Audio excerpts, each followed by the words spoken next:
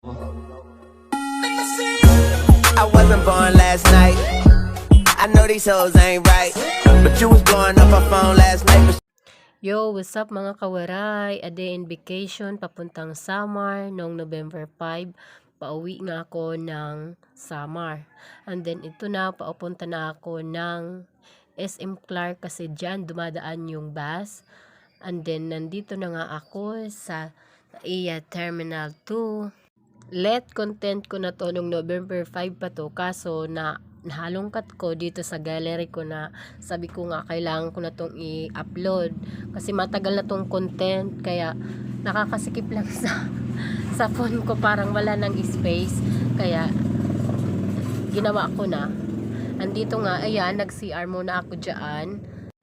Pagkatapos nito mag-CR, lumabas muna ako, kumain ako kasi nagugutom na ako. Tapos ito, nakasakay na ako ng plane. Ayan, paalis na. Nag-relax muna nga ako sa upuan niyan. Tapos minessage ko yung kapatid ko kung okay lang sila kasi sasalubungin nila ako sa airport. Sila yung magsasalubong sa akin, mag-asawa. Ayun, sabi ko sa kapatid ko, 1/2 hour lang, makakarating din ako niyan. Tapos ayan na nga, oh. Ang ganda ng view. Okay yung biyahe ko kasi okay yung panahon. Tapos ayan na nga, yung kapatid ko nagkita na